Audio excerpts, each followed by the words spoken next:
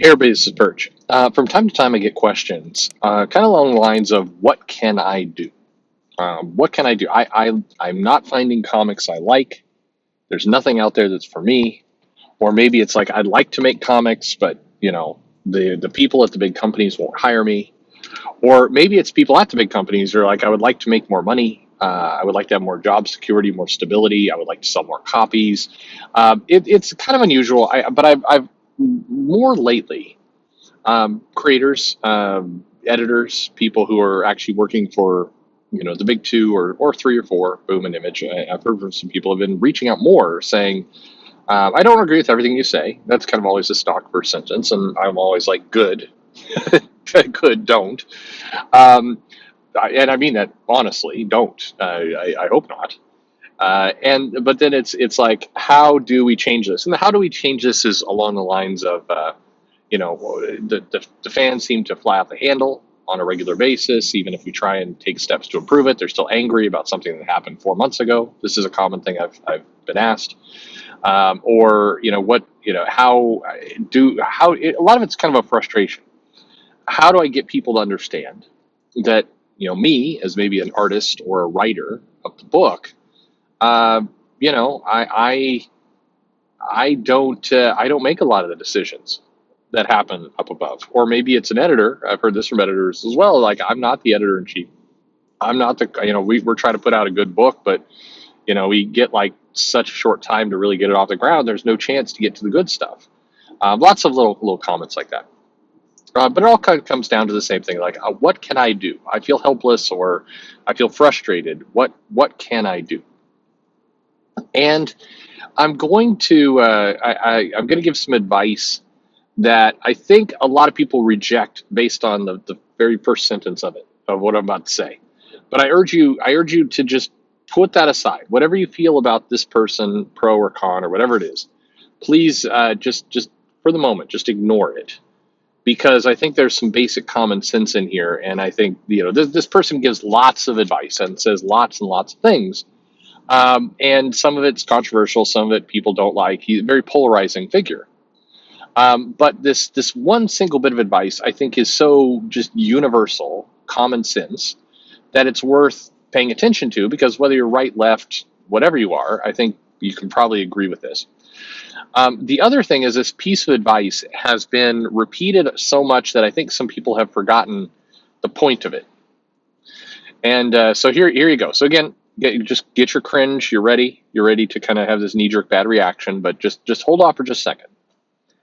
There's a phrase that's been attached to Jordan Peterson where he basically states, "Clean your room," and it's an analogy, right? And it's one that I think has gotten people have kind of assigned more meaning to it, and it's been wrapped up in a bunch of other things, and even people who I think support and like Jordan Peterson kind of misunderstand that simple bit. And it's very much, in it, he's not a self-help guy, but I mean, it's very much in the kind of the self-help world of like quick and easy one sentence things. Clean your room.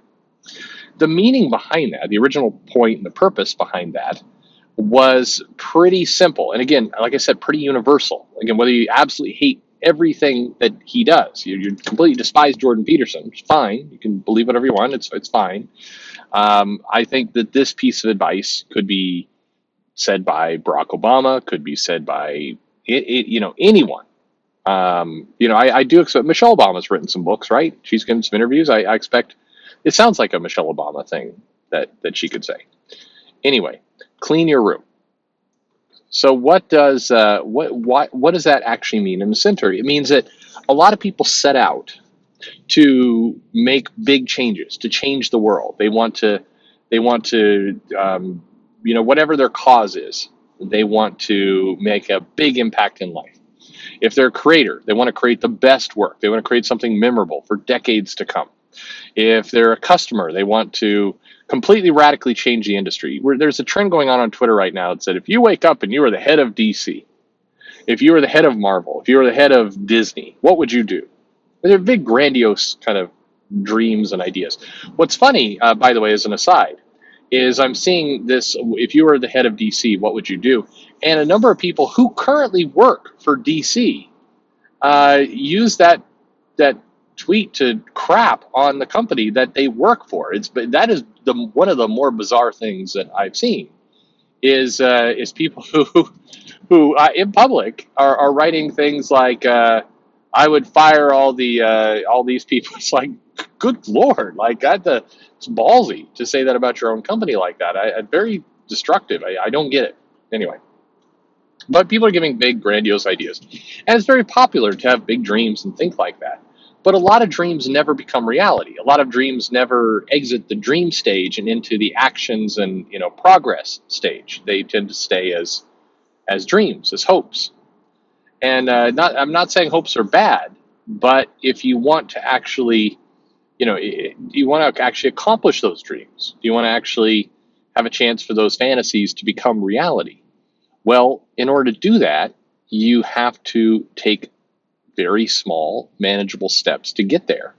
The other analogy, Rome wasn't built in the day, or how do you eat the elephant? One bite at a time, or put one foot in front of the other. These they're all kind of mean the same thing. It means take small actions now, start now, and if you can accomplish those small actions, it'll lead to bigger actions. And that is what clean your room meant. The purpose behind that bit of advice, which again I think could be said by anyone, was you may want to go change the world. You may want to go be president or enact giant social change, or again, to make the most amazing comic that you can possibly make, have it sell billions of copies and be the toast of Marvel and their number one creator. Move over, Donny Cates. It's this person is the big seller for the company. Well, in order to do that, you've got to clean your room. You've got to do the basic being make your own life organize, get something small accomplished that makes your life better. The analogy here is, if you clean your room, then you're organized, and it's within your power to clean your room. You don't need to get anyone else's permission. You don't need to work cooperatively with somebody else. I mean, unless your room is thoroughly messy, and then you're going to have a team, people, like a SEAL team, go in there and clean your room. No, but generally, it's something completely within your control. You can do it. And if you do that and you clean your room, you've made an accomplishment. You've dealt with stuff at home. If you're wanting to make the most amazing comic in the world, one of the first things you're going to need to do is, make a comic. Forget most amazing in the world. You're going to have to make a comic. You're going to have to put pen to paper. You're going to have to write that story. You're going to have to draw that line. Whatever it happens to be, you're going to have to start. And shooting for best comic in the world, shooting for massive transformation of the comic book industry, it's not going to happen by hoping for it really, really hard. It's going to take steps. It's going to take work. It's going to be one foot in front of the other. It's going to mean cleaning your own room.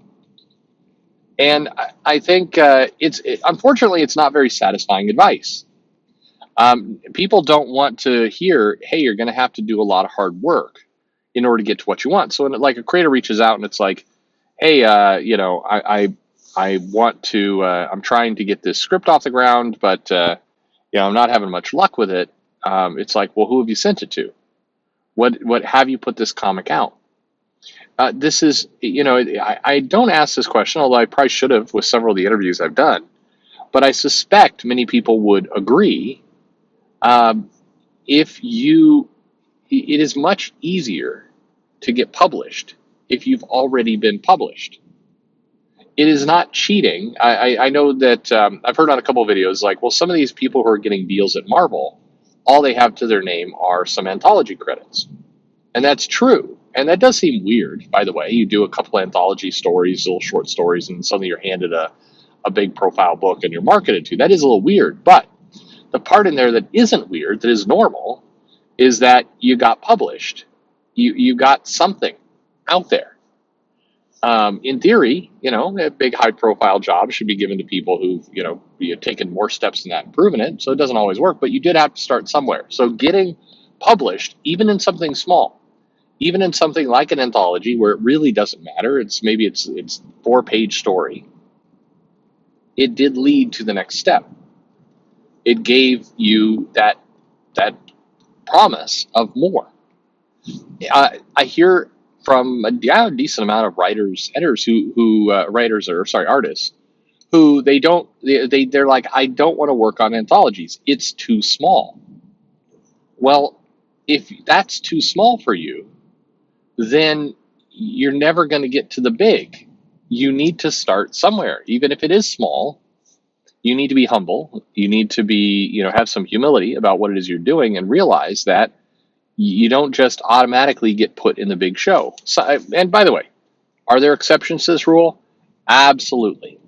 J.J. Abrams' son did not have a mass amount of writing credits before Marvel decided to, put him into the picture. But unless you are related to J.J. Abrams, unless you happen to luck out and just find yourself in the right place in the right time, you're going to have to start small. You're going to have to get something out. And once you get something out, it's going to be easier to get the second thing out, both for yourself and for the business.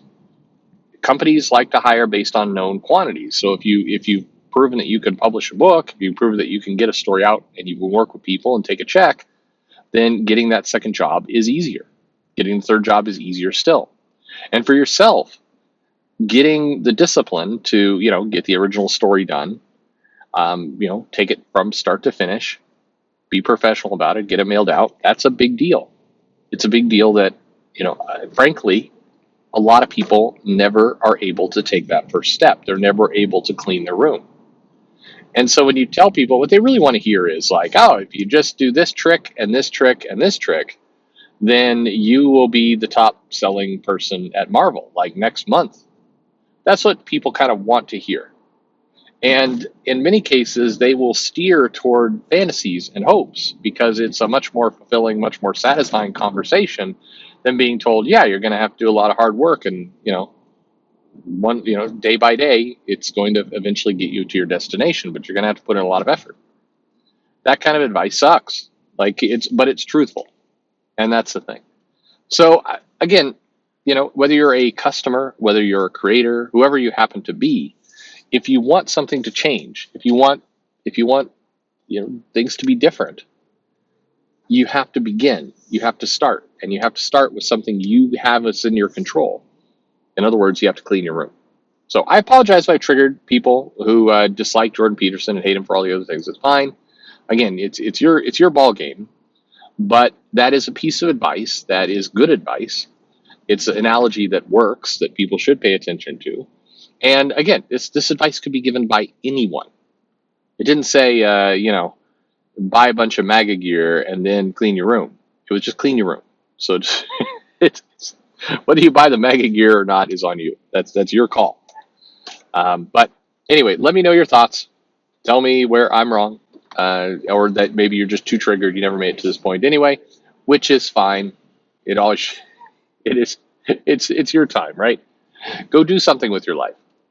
Go start. It's the right thing to do. Thanks for listening.